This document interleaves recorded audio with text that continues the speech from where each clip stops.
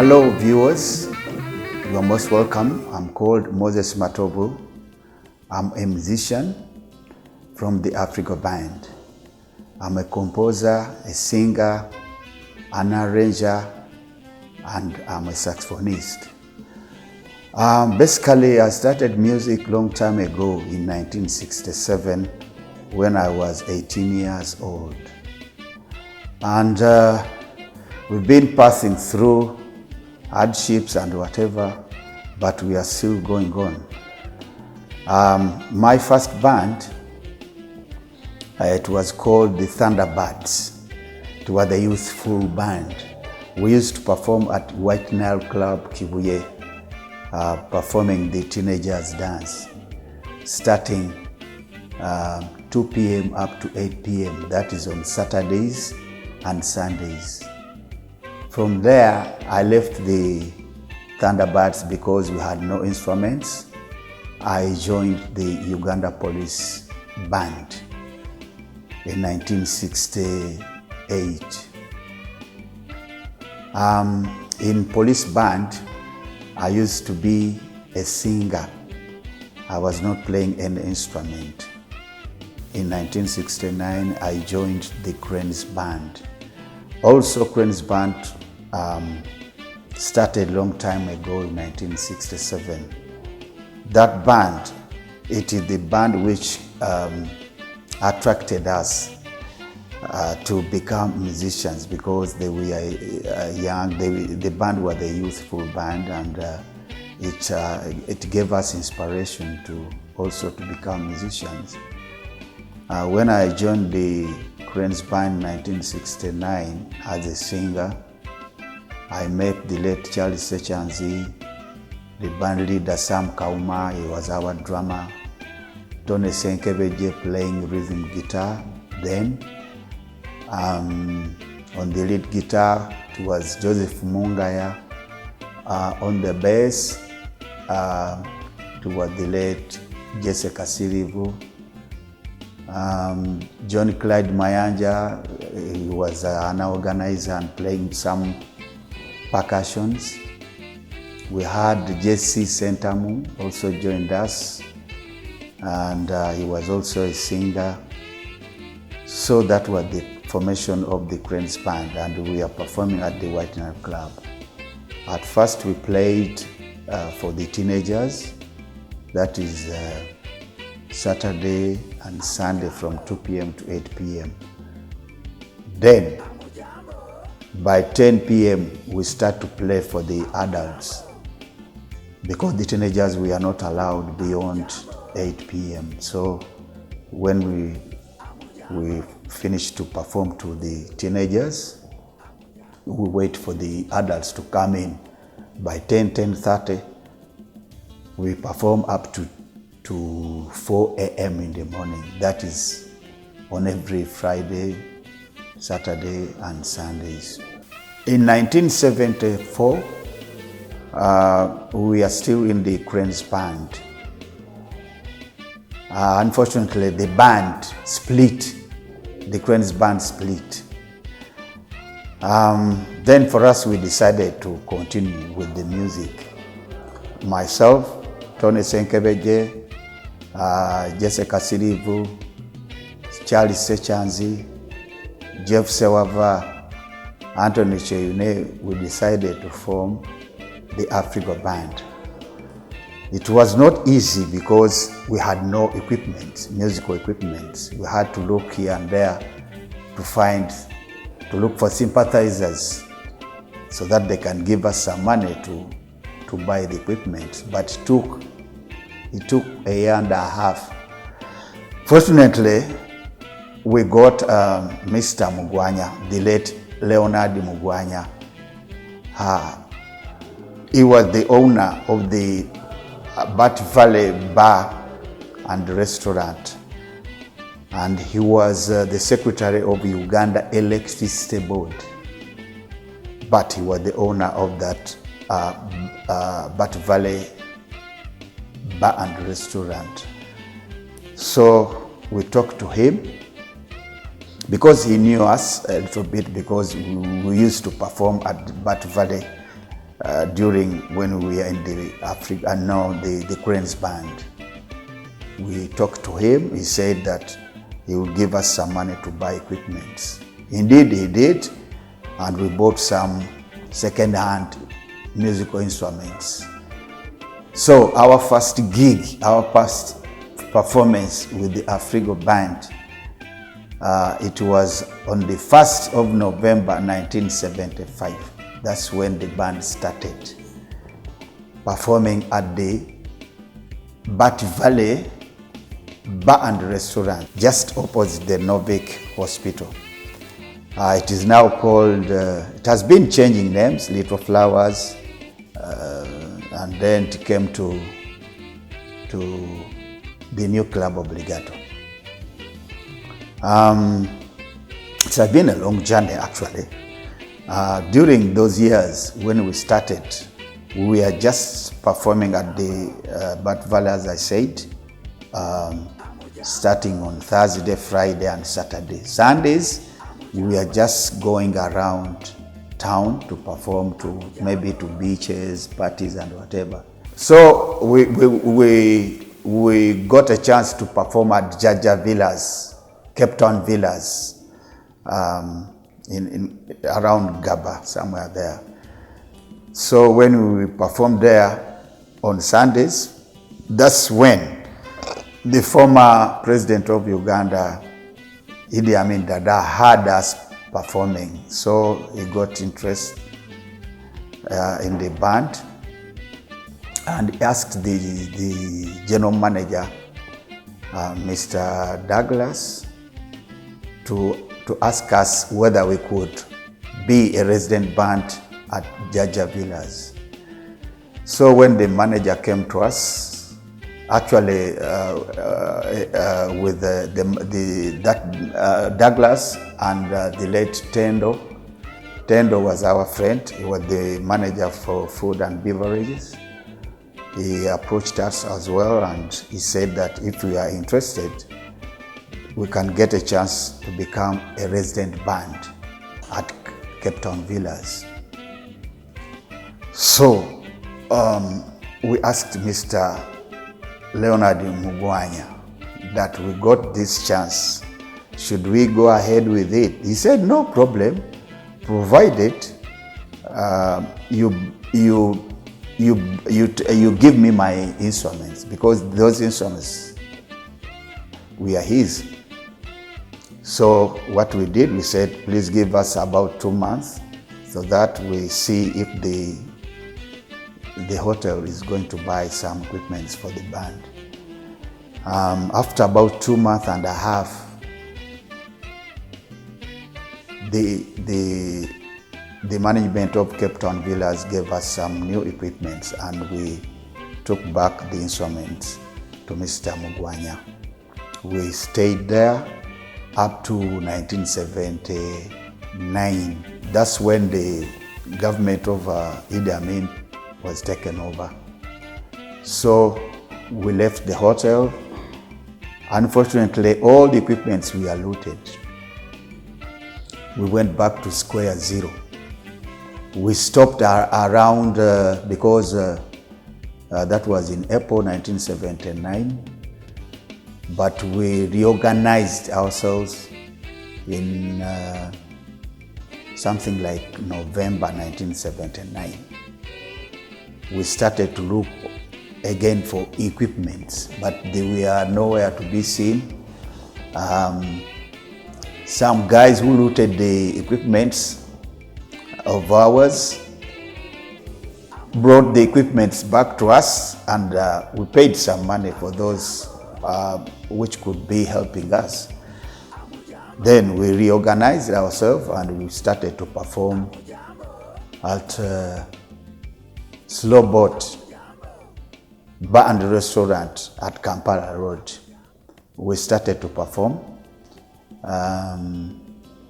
that November, toward the end of November 1979, performing on Saturday and Sunday, starting at 2 p.m. up to 6 p.m. because we are still in problem. People were we are not very free around the town of Kampala and elsewhere, Kampala suburbs. So we performed there for something like a year. During that situation, it was not very easy to go around and perform. So we used to perform there. From there, we went to Amber Hotel. It was just behind Uganda Airlines offices. We based from there, and that's where we started to recruit the female singers, because for us we were only men who were playing, but according to the music of then, we had to get female singers plus some dancers. From there, we continued to perform as we were doing. When it came to 1983, we left Amber Hotel. We went to Kibuli, where we are now. We went to Kibuli to have our base, where we have our studios. We practice from there, and everything is done there. So, in short, it was not easy to pass through those days, because after the war, everything was disorganized, and for us, we were performing to people. But people also, we are not, as you know, they were not very free. We had problems of curfew, so people were not very free, but we tried to see how we could do with that situation. It was not very easy. After some time, maybe about 2 years, this present government came to power, but after some other government coming power, changing power and whatever. But after the NRM government came to power, we stabilized. We started to perform at places like Little Flowers, Bat Valley. We went back and started to perform regularly. We started to perform on Friday and Saturday, and then Sunday we used to go around town. It was not very easy, because music as it is, some people could think that for us we are just playing music, but indeed we are playing music, but that is our source of income. Without playing, we could not live. So we said, let us persist and continue to perform. That was a long way. In 1986, 87, 88, 89. 89, we went to Gaba Beach. Gaba Beach, actually, Gaba Beach, it is the place many of our fans will always be remembering that place, Gaba Beach, because it was booming. But we are performing there only on Sundays, starting at 2 p.m. to 8 p.m. But all people we are coming to that place, Gaba Beach, people enjoyed, and we also got name, and we got a lot of fans. We got a chance to go to a mixed talent of Hope Mukasa. They recorded our album, Volume 8, where we recorded so many good songs. There were about 8. We had Afrigo Batuse number 2, which was composed by Deo Mukungu. He left the band, now he's in UK. We had a song called Mundeke Berenoyo, that is my own composition, but was sung and led by Joanita Kawalia. We had Twai Twagalana, a song composed and arranged by Tony Senkebeje.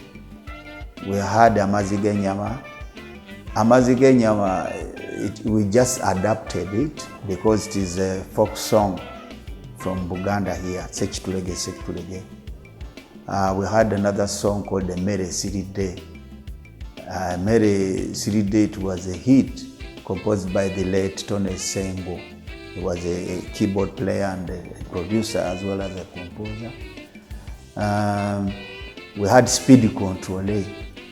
Speed Controle is my composition, and also it was good. It was a good song. But we had a which one? Those are about 7, 6.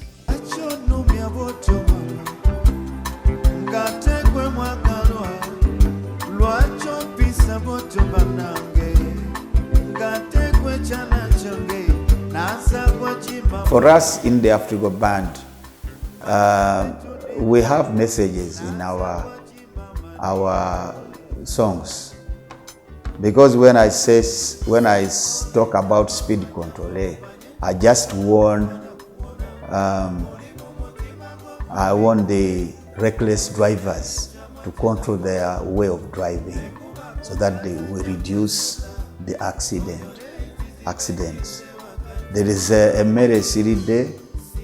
That is, of course, it is an husband who is telling his wife to cook well, not to cook a Mere Siride.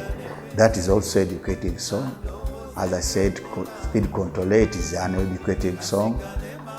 We have Munde Kembere Noyo. That's a love song.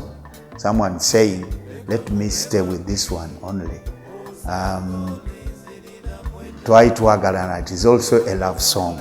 It is educative also. So for us in the band, we are used to such messages. Although you might sing on a love song, but also there is a certain message. Try to educate the lovers.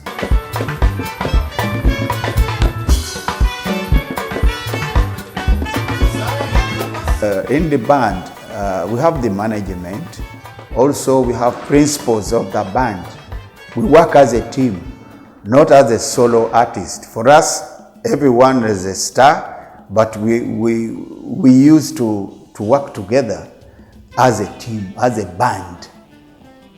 So it helped us a lot, because as we are playing as a band, if we are recording, we give a chance to everyone who has a song to be included on that album. We used to travel to UK every year. At least each year we have to travel. We got a chance of recording, because in UK or US, there are so many good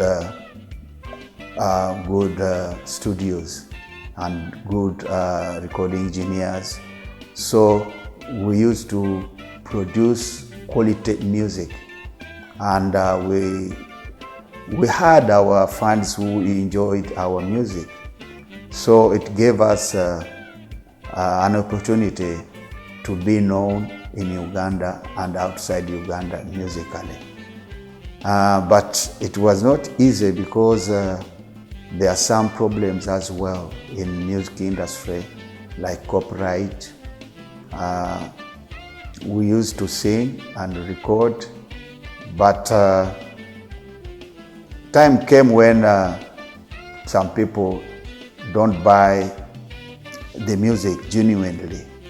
They were just buying maybe pirated music, and the law then was not working well. It was the government also was not helping us. Not until when the President of Uganda, His Excellency Kaguta Yoweri Museveni, who endorsed on that bill of copyright.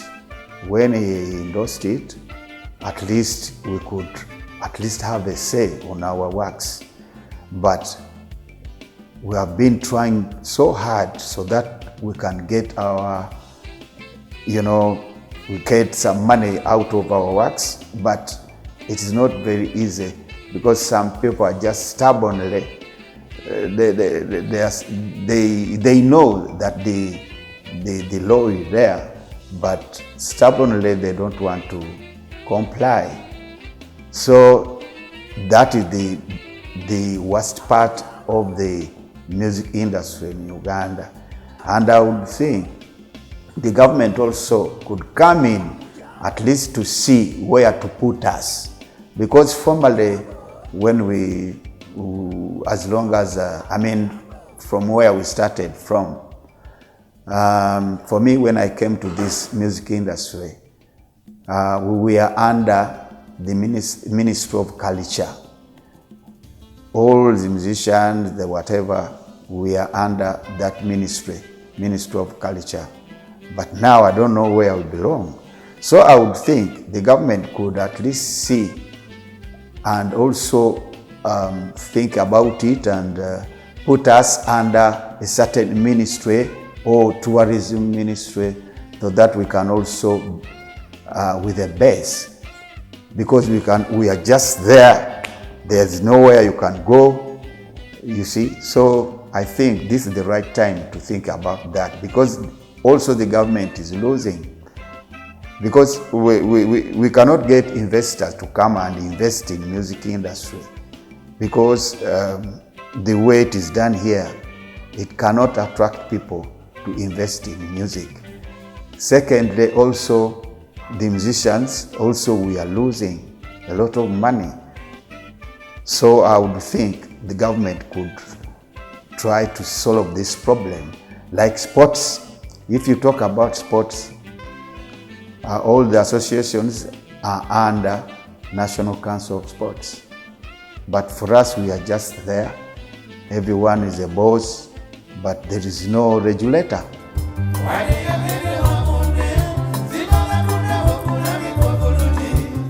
Coming to the name of the Afrigo band, when the Cranes band split, for us who wanted to continue with the music, we decided to have a name of the new group we wanted to form, because we could not use the Cranes band as our name, because it was not belonging to us. So we had to do some homework. We sat, as I told you, we are about 8 members. So we tried to do some homework.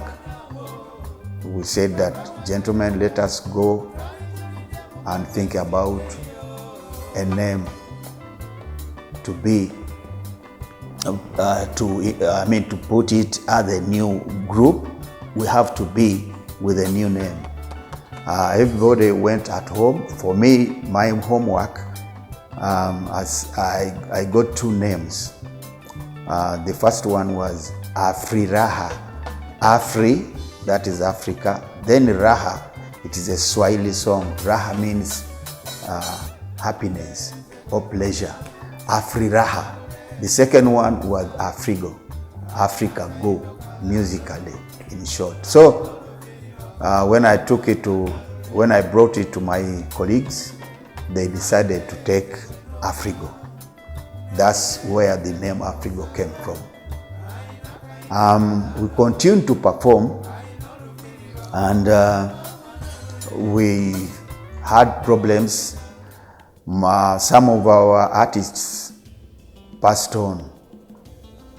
Someone like Godfrey Mwambala, he was a good composer.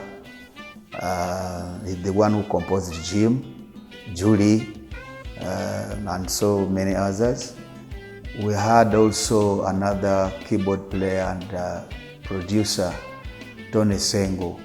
As I said, he's the one who composed Chiche Tunonya, Dibali Nkoko, Mere Siride, and others. We lost our drummer, Rashid Msoke, Fred Chigozi, Billy Muteri, Paulo Serumaga, Freddy Ruyombia, Charlie Sechans. So those guys were great. Akiki Mansuru is the one who taught me to blow the saxophone. Akiki Mansuru. Those guys are irreplaceable because they were good musicians. Dede Major also, we performed with him, but those guys were great. But we tried at least to bring in other new musicians, at least to continue with the work. We've been performing before the COVID came in. We used to perform at Club Obligato, the former Little Flowers, Bati Valley. We used to play there on every Saturday, but we decided to play the last Saturday of the month, once a month. Last Friday of the month, we used to perform at Governor. First Friday of the month, we used to play at Auto Spa towards Munyonyo Road. We used to perform there, and other private parties like corporate parties, birthday parties and wedding parties. It is because of COVID. When COVID came in, as you know, the control measures were given out and we could not do anything. I would like also to thank our fans. Our fans are doing a very good job to support us, because without our fans, we cannot stand. And also, I would like to thank our members of the band, the good work they have been doing throughout the hardship and whatever. Also, would like to thank the sponsors who have been sponsoring us all the time. I'd also want to thank the management of UBC to give me a chance to come, at least to talk to our audience and our fans. It is a great work, and I thank you so much.